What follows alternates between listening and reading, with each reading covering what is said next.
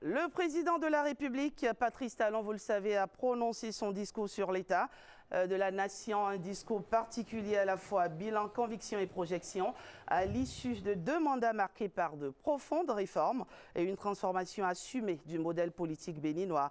Le chef de l'État y affirme que le Bénin a trouvé son chemin, que la démocratie doit désormais servir de développement et que l'état d'esprit national constitue le socle de notre progrès. Alors, une question que révèle réellement ce discours sur l'état de la nation et sur le Bénin qui se dessine. Pour en parler, nous recevons Hassan Seibou. Bonjour. Bonjour. Merci d'être avec nous sur ce plateau honorable. Oui, merci. Alors, je précise que vous êtes président du groupe parlementaire Bloc républicain. Oui. Merci de nous éclairer sur le discours du président Patrice Talon. Alors, ma première question, elle est celle-ci. Quand le chef de l'État affirme que le Bénin a trouvé son chemin, est-ce qu'il parle, on va dire, d'un constat objectif ou d'un pari politique sur l'avenir? Merci beaucoup. Merci de m'avoir invité sur votre plateau ce matin. Le discours du chef de l'État, pour le comprendre aussi, hein, il faut le regarder comme un discours bilan. D'accord. Du moment où il a pris le pouvoir, quel était notre état d'âme et quelles étaient nos espérances. Qu'est-ce qu'il fallait recentrer, qu'est-ce qu'il fallait réformer, qu'est-ce qu'il fallait corriger et où est-ce qu'on en est aujourd'hui. Et c'est ça qui permet de répondre et dire on a retrouvé notre chemin. Parce qu'on semblait l'avoir perdu. On semblait avoir pas perdu, parce qu'il faut le dire ainsi, dans la mesure où les repères de notre démocratie depuis 1990, nos espoirs étaient déjà presque perdu. Depuis, on tardait à décoller aussi. Il fallait des réformes audacieuses, il fallait revoir ce que nous avons pensé ensemble en 1990, qui paraissait être un compromis d'un temps, mais qui n'a pas pensé de tous les contours, qui étaient trop optimistes sur le comportement des hommes politiques, et ainsi de suite. Mais aujourd'hui, on aborde une autre phase avec des réformes qui responsabilisent plus les hommes politiques désormais, mais aussi sur le plan de développement et de l'économie. Nous sommes à nous demander même parfois, est-ce que c'est nous, où est-ce que nous trouvons les ressources alors que c'était là. Juste un effort, juste une vision, juste du courage pour faire certaines réformes. Il fallait donc de l'audace, on va dire. Bien sûr. Simplement l'audace d'agir. Exactement. Il fallait de l'audace parce que ce n'est pas le crime que nous avons longtemps commis, c'est de ne pas essayer, de ne pas oser, de ne pas avancer. Et quitte à tirer des conséquences, mais aujourd'hui, quand on regarde, dans tous les domaines où nous avons osé, à 80%, 90%, les résultats sont là. D'accord, très bien. Puisque vous parlez de résultats, soyons concrets ce matin, honorable. Sur quels indicateurs concrets repose cette affirmation du chef de l'État, selon vous? D'abord, sur le plan esprit. C'est fondamental pour lui et pour moi. C'est ce que je retiens depuis un moment. Quel est notre état d'esprit aujourd'hui? Est-ce que nous respectons un peu plus ce qui est commun, ce qui est public? Est-ce que nous réagissons ensemble? Je crois que vers la fin de son mandat, nous disons que cette attaque qu'on a suivie le 7 décembre est une attaque malheureuse. Mais dans le malheur, il y a toujours un bien quelque part. Ça a été un test grandeur nature pour le président de la République au moment où il finit son mandat, de voir comment les Béninois sont capables de réagir face à tout défi, face à toute menace. Et ça a été pratiquement une réaction. Le peuple béninois a fait bloc. Bloc l'armée dans toutes ses composantes, les civils, personne n'a accepté. Et c'est ça, c'est une mesure de la grandeur de notre nation, comme il dit, notre capacité à réagir ensemble. Le deuxième point sur lequel il faut juger, c'est ce que nous voyons d'apparent. Nous avons pu atteindre des niveaux d'investissement et de réalisation infrastructurelle jamais égalés, qui font que quand un visiteur vient au Bénin, à Cotonou, et il fait le tour de notre pays, mais il est émerveillé. S'il est venu il y a 10 ans, aujourd'hui il se perd. Même des Béninois qui sont partis à l'étranger et qui reviennent 10 ans après, se perdent pratiquement dans la ville, dans l'assainissement de la ville, la propreté, l'asphaltage. Et puis, sur le plan social, on dit qu'il n'y a pas de social, mais la santé dans le pays a connu une amélioration nette. L'énergie, tout ça qui est nécessaire dans les foyers existe et nous ne parlons même plus de délestage. Comme on le disait avant l'arrivée du président Patrice Talon. Oui. Aujourd'hui, nous sommes plutôt dans des défis de couvrir tout le pays, même dans le rural. Quand on ne fait pas le tour à l'intérieur du pays, on ne mesure même pas exactement ce que je dis là.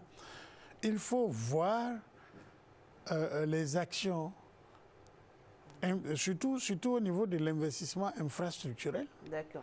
Il faut voir comment le gouvernement a réussi à relancer certains secteurs de produits agricoles qu'on utilise dans le commerce, comme la cajou. Élaguer tous les champs d'anacardier au Bénin. Souvent, on n'en parle pas, mais voilà des actions qui sont menées pour asseoir les filières qui sont notre base de développement dans le pays. Et puis, pour terminer, l'investissement. L'investissement étranger au Bénin. L'histoire de GDIZ, on n'en parle plus. Moi, j'ai eu la chance d'être président du comité d'organisation dans ce Bénin d'une conférence internationale. Oui. Mais on a reçu 55 députés étrangers dans notre pays. Tout le monde voulait voir la GDIZ. J'étais étonné. Ils descendent avec un calendrier de visite parfois contradictoire, mais que nous avons essayé de gérer. Ils sont partis émerveillés. Même les pays que je croyais qu'ils connaissent Cotonou déjà, non. Tout le monde était curieux. Moi, je veux aller à Ouida. Moi, je veux aller à la place de l'Amazone. Moi, je veux aller à GDIZ. C'est plusieurs pays qui ont demandé et qui sont partis émerveillés. Cette impression que notre pays a, admiré par tous, ça permet de dire nous avons vraiment retrouvé le chemin. Il faut garder le cap et nécessairement. Et coûte que coûte, comme le dit le chef de l'État, pour éviter que que notre marche soit arrêtée par des gens qui sont un peu nostalgiques des marginaux, des marginaux, parce que les marginaux, les voyous, les bandits, il y en a toujours dans des pays. Et ces marginaux-là, les questions de sécurité doivent être serrées pour qu'on fasse échec à l'effet retardateur sur le développement. Très bien. Nous l'entendons bien, honorable, notre pays a fait, on va dire, un bond qualitatif en matière de développement. Mais pourquoi aujourd'hui, beaucoup de citoyens disent ne pas le ressentir dans le quotidien, surtout dans le panier de la ménagère? Vous savez, il faut voir la situation que nous racontons un peu entre nous. Mais si nous nous prenons dans notre environnement international, il n'y a pas un pays en Afrique de l'Ouest dans lequel vous allez entrer et vous sentir moins riche, moins aisé socialement que ces gens-là. Parce que le peuple, lui, ou chaque individu ne regarde que ce qui est autour de lui parfois pour évaluer des choses. Mais l'impact de ce qui vient des chocs extérieurs, personne ne voit. Quand vous prenez le Nigeria aujourd'hui, vous prenez le Niger, le Burkina, un peu partout, pour ceux qui sortent, ils savent que le Bénin est mieux. Mais cela ne veut pas dire que nous retrouvons tous le bonheur. Mais quand la difficulté frappe tout le monde et que vous retrouvez vos marques, vous arrivez à vous assurer votre 2 repas par jour. Bon, et puis quand quelqu'un a du mieux, il demande encore du meilleur. Exactement. Et jamais vous ne trouverez quelqu'un vous dire « je suis riche aujourd'hui ». Vous trouverez aucun commençant vous dire « j'ai trop gagné ». Comme dans notre langue, une de nos langues nationales, on dit toujours « est-ce que tu as fait un peu ?» C'est toujours un peu. Mais nous savons, nous-mêmes, que notre pays se porte bien. Et puis, pendant des périodes de mise en place des réformes ou des infrastructures, qu'on appelle structurantes, il y a cette priorité qu'on donne aux gros investissements pour pouvoir asseoir longtemps la richesse du pays. Le bien-être, il vient, mais personne ne vient dire j'ai gagné de l'argent hier, moi. C'est celui qui n'a pas gagné qui parle. Donc parfois, ce n'est pas facile d'apprécier ce qu'on appelle...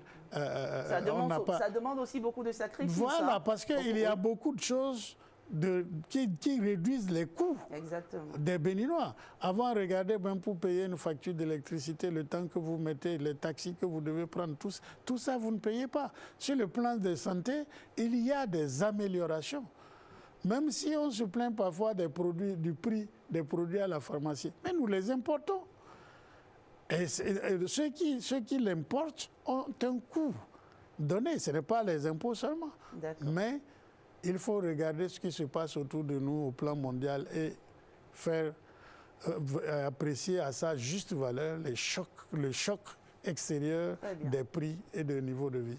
Alors, on va parler de ce nouvel état d'esprit comme moteur du progrès évoqué par le chef de l'État. Ce discours insiste vraiment sur ce nouvel état d'esprit. Est-ce que vous pensez qu'il est durable au-delà de Patrice Talon ou repose-t-il encore largement, on va dire, sur sa méthode et son leadership personnel?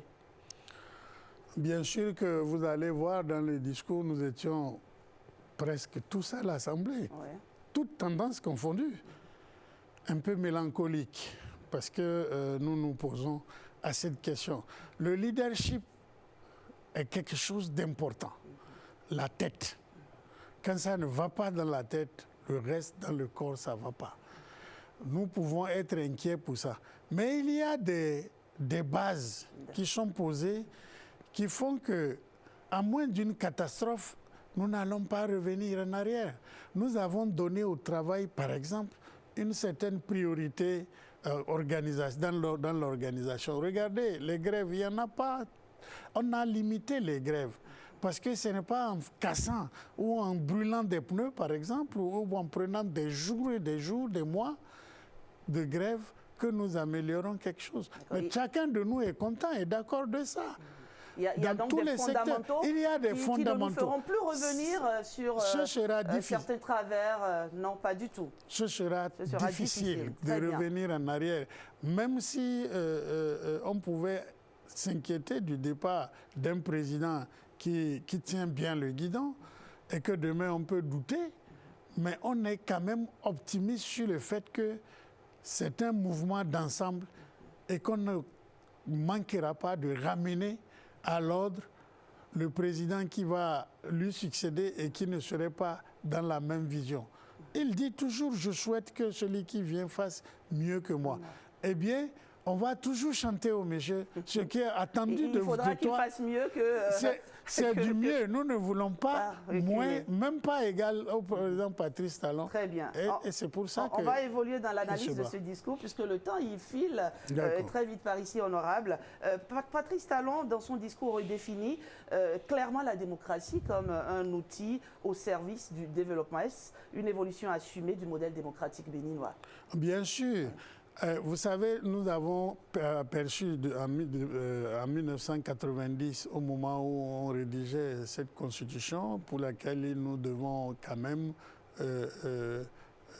dire nos compliments aux auteurs, mais nous avions été trop optimistes, à mon avis, et à l'avis de nous tous d'ailleurs, parce que La priorité en 1990 était à ramener la paix et à instaurer une démocratie. Oui, d'accord. N'est-ce pas?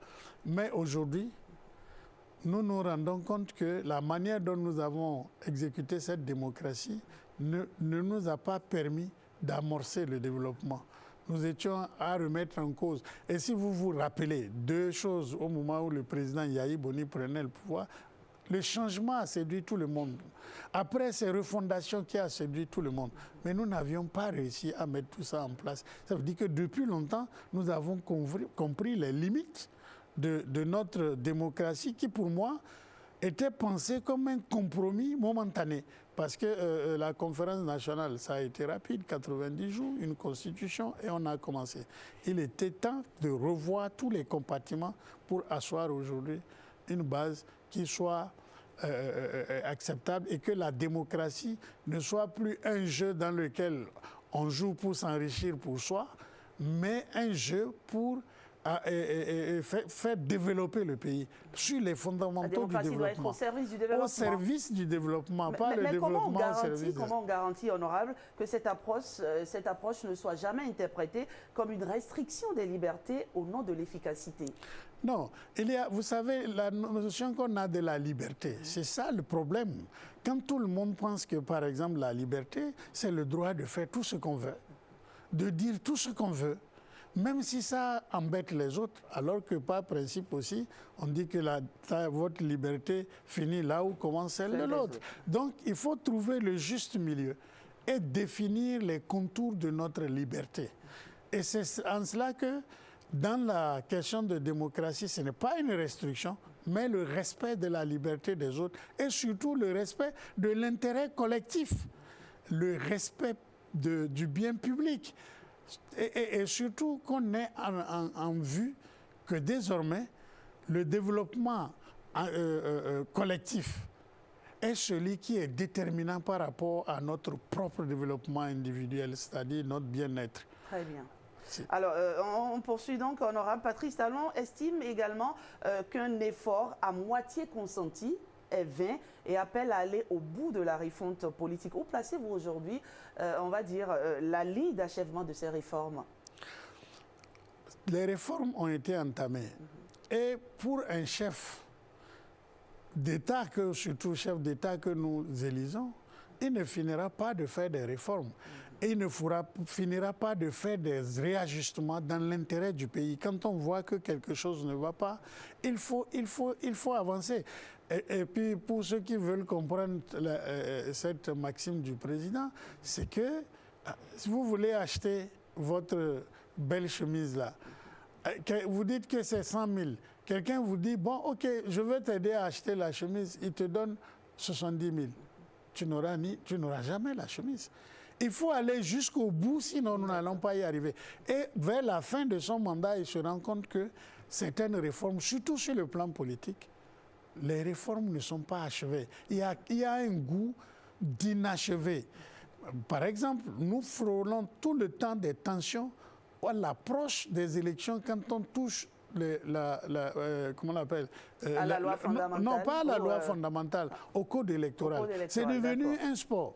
Mais si nous n'avons aucune chambre nulle part à laquelle on se réfère et qui a comment on appelle, du Sénat et qui a un droit de non-objection sur ce que nous faisons et qui doit dire ça là, à l'Assemblée nationale, vous ne pouvez pas voter cette loi dans tel sens. La solution est désormais trouvée alors? Non, la réforme est proposée. Oui. Et quand elle va se mettre en place, comme il le dit, la génération d'aujourd'hui va partir, d'autres vont faire. Nous allons expérimenter ça et rechercher ce que nous appelons stabilité politique et de développement de notre pays. Le discours de Patrice Talon a paru un peu très sévère envers les acteurs politiques, honorable Hassan Seibou.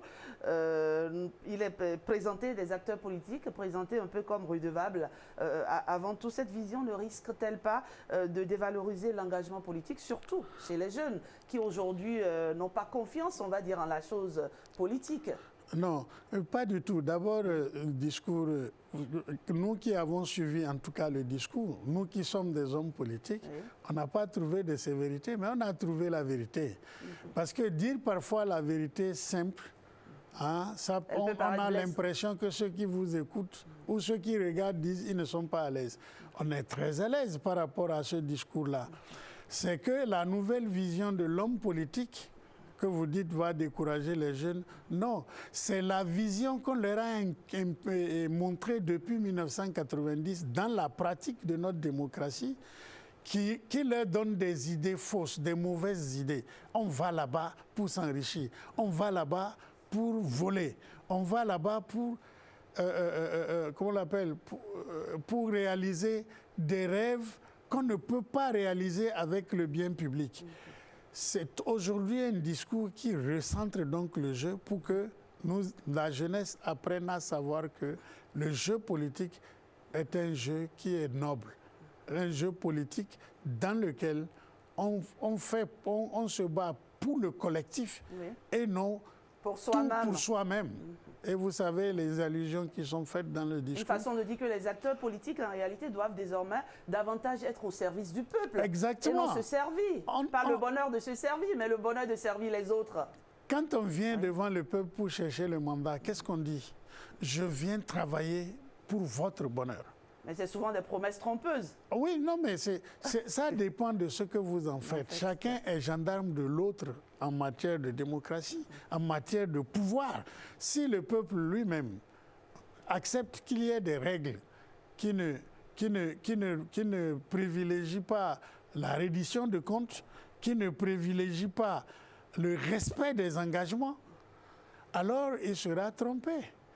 Et c'est plutôt celui qui vient parler qui va s'enrichir. Chacun cherche à un bonheur. Mais il faut savoir que votre bonheur en politique dépend du bonheur collectif que vous devez rechercher. Alors, les événements du 7 décembre n'ont pas échappé, n'est-ce pas, au discours sur l'état de la nation. Le président de la République évoque clairement des complicités internes et des influences étrangères lors de l'attaque du 7 décembre 2025. Ce discours honorable marque-t-il un durcissement durable de la doctrine sécuritaire du Bénin ? Bien sûr, bien sûr.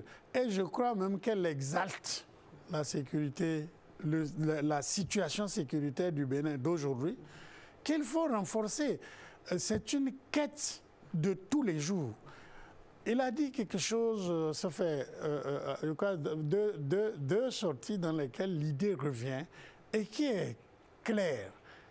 Il dit que la grandeur d'une nation repose sur sa capacité à réagir face à des menaces ou à des défis. Et cela transparaît dans ce discours-là clairement. La réaction que nous avons eue tous lors de l'attaque du 7 décembre, vous avez vu tous les anciens chefs d'État, toutes les personnalités du pays rivalisaient à passer à la télévision pour condamner ce qui se passe. Qu'il soit de la mouvance ou de l'opposition. Il n'y a même pas de bord. C'est tout le monde. C'est tout le monde. Ça, moi, en tout cas, ça m'a rappelé le 16 janvier 1977 où des populations sont sorties partout. Ici, si on n'avait pas barricadé, il y aurait une réaction de foule. Les gens n'ont pas eu peur, malgré qu'on parlait de coup d'État. Dans la rue, ils étaient dans la rue. Ça veut dire que le peuple a atteint un état d'esprit. Malgré les divergences, on sait qu'on n'a qu'un seul Bénin. Bien sûr. Et qu'il faudra absolument aussi le protéger. Et justement, le chef de l'État appelle à dépasser les frustrations et les divisions pour préserver la nation honorable Hassan Seibou. Comment préserver cette unité sans étouffer la contradiction politique? Il a dit des frustrations, fondées ou non. C'est-à-dire que une frustration peut se justifier. Il reconnaît. Mais vous ne pouvez jamais faire une réforme. Quand vous commencez à dire que vous faites des réformes, c'est qu'il y a quelqu'un qui lui tirait intérêt de ce qui existait et qui va se plaindre. Sa frustration peut être fondée. Mais devant l'intérêt national où il faut y aller, on ne va pas passer le temps à regarder celui qui est frustré et ne pas faire. Puisqu'on espère que demain, il va être satisfait même d'avoir été frustré hier. C'est pour ça que dans la réforme, dans ce que planifie le président de la République ou ce qu'il a fait tout le temps, il dit des frustrations peuvent être justifiées. Mais il n'y a pas de raison que nous atteignions, que nous prenions par exemple des armes. Il n'y a pas de raison que nous mettions tout le système par terre. Même dans une famille, une simple famille, même entre deux, dans un couple, il y a toujours des frustrations. Bien sûr. Mais quand on ne les dépasse pas pour regarder l'intérêt général, à chaque instant, on va foutre tout en l'air. Et je voudrais dire quelque chose. Si vous voulez comprendre souvent les discours du président Patrice Talon, il ne faut pas vous situer à aujourd'hui, sinon vous serez toujours frustré. D'accord. Il faut vous situer à qu'est-ce que nous serons dans 20 ans, 30 ans, dans 50 ans. Si vous posez cette question avant de l'écouter, alors vous comprendrez. Il n'est donc pas dans le présent, il est toujours dans l'avenir? Il est toujours dans l'avenir. Et sa formule d'ailleurs, je crois qu'il va le suivre après son mandat, c'est le meilleur reste à venir. Et il a dit hier, il a répété plusieurs fois, nous avons trouvé notre chemin, le meilleur reste à venir. Quand est-ce que nous avons retrouvé le chemin, nous allons où? C'est quand vous voyez la phrase. Si vous complétez, nous allons où? Nous allons vers le développement. Nous voulons être demain un pays qui lui aussi aide les autres. C'est des rêves. Et toutes les réformes-là répondent à une vision, à un rêve d'un Bénin grand. Et aujourd'hui, le discours, partout, il dit le Bénin est grand. Parce que nous avons été surpris nous-mêmes par notre dépassement, par l'acceptation, par des choses que nous avons pu faire et que nous n'espérions pas dans 10 ans.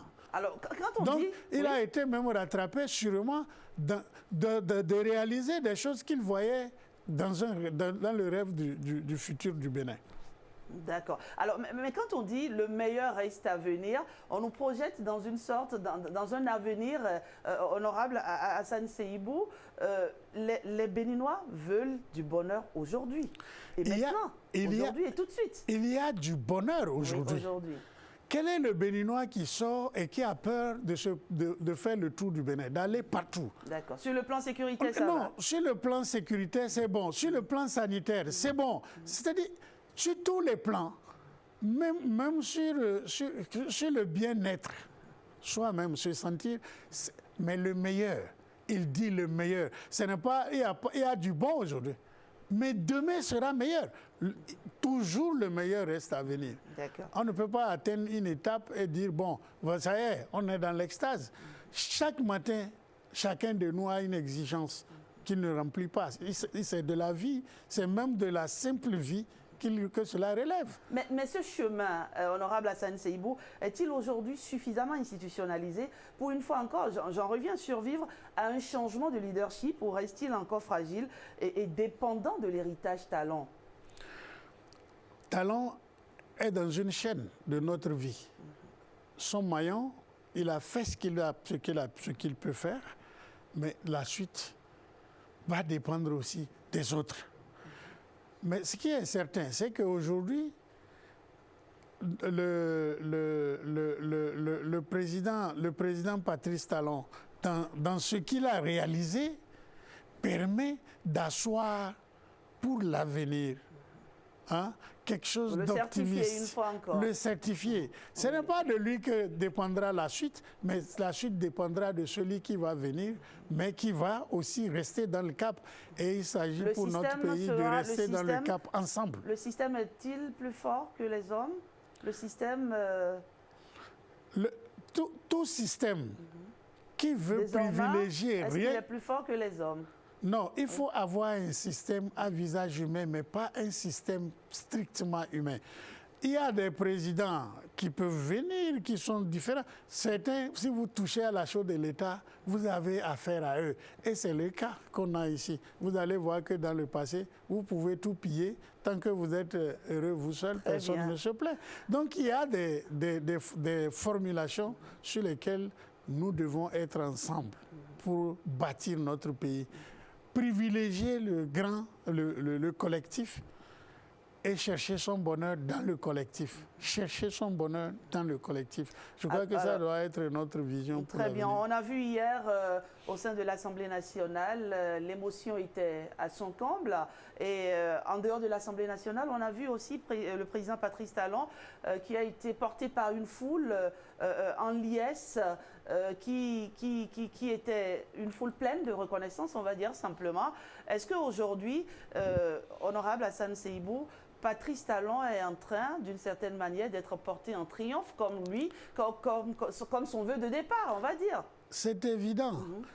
Vous savez, que ce soit les députés à l'intérieur ou le peuple dans la rue, vous voyez que c'est le même réflexe.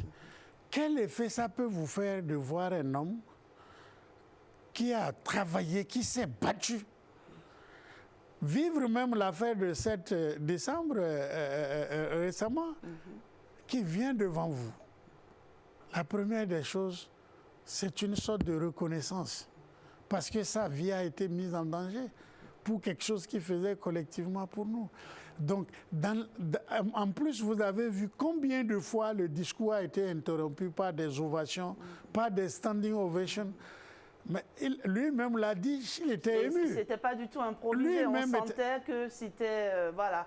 C'est instantané. Oui. Personne de nous n'avait programmé de chanter l'hymne national pendant le discours sur l'état de la nation. Ça ne s'est jamais fait. Et le peuple ressentait la même chose. L'envie de lui dire merci. L'envie de lui dire que Dieu te protège. Chacun est venu lui dire quelque chose. Les émotions liées à tout départ dans la vie, finalement. Bien sûr. Quand un cycle s'achève... Ça s'ajoute. Oui. Les départs, comme il dit, les séparations sont toujours difficiles, c'est douloureux. Mais c'est la dernière fois que nous devrions le voir dans cette posture à l'Assemblée nationale. Et quand même, on avait envie de le revoir. Et pour tout ce qu'il a fait, quand il annonce « je m'en vais », il y a quand même un effet que cela fait et qu'il faut admettre. Merci, honorable Hassan Seibou. Pour terminer rapidement, la mouvance a accompagné ces réformes pendant 10 ans. Quelle part de responsabilité historique le bloc républicain assume-t-il dans ce bilan? Très rapidement. D'abord, nous assumons pleinement et totalement le bilan du président Patrice Talon. Nous avons été à l'initiative parfois. Je suis un de ceux qui ont proposé même des réformes et qu'il a accepté. Donc moi, je crois que nous n'avons pas de réserve au bloc républicain. Nous assumons entièrement la responsabilité et soutiendrons jusqu'au bout. Nous allons peut-être encore des réformes qu'on n'a pas encore osé faire dans le pays? Oui, mais les réformes ne se planifient pas de longue date. Donc il y a le temps qui nous reste là avant son départ. L'Assemblée n'a qu'un mois, donc je ne peux pas vous dire parce que les réformes se font sur la base des lois et sur la base des textes. Nous n'avons pas encore introduit une autre, mais quand ça va venir, la prochaine génération le fera. Merci, honorable Hassan Seibou. Que doit-on attendre du citoyen béninois de 2026 pour sortir de cet entretien définitivement? C'est un béninois qui doit être serein. Et la sérénité, on l'a vu, quel que soit le défi que nous avons, le lendemain matin, nous sommes au travail, ça veut dire que nous sommes sereins. Nous n'avons pas peur. Et comme le dit le président de la République, n'ayez pas peur. L'avenir, on est confiant pour l'avenir de ce pays et rien ne peut nous arriver que nous ne puissions surmonter. Et puis, pour dire aucune attaque contre notre pays ne peut nous dévier de la voie de développement sur laquelle nous sommes décidés. Et je veux, en 2026, un Béninois heureux, plus heureux qu'aujourd'hui, parce que toujours le bonheur doit augmenter. Et aussi un Béninois rassuré sur le plan politique, un Béninois confiant et fier de son pays. Et surtout aussi un Béninois travailleur, bien sûr. Parce bien sûr, sans travail acharné, on ne saurait construire ce Bénin qui nous rend déjà si fiers et qui nous rendra davantage encore plus fiers. Merci. Oui, il faut travailler, mais les éléments mis en place permettent de s'assurer que, parce que nous travaillons, ça fait partie de notre quotidien. Merci, honorable Hassan Seibou. C'est fini pour l'instant politique de ce jour.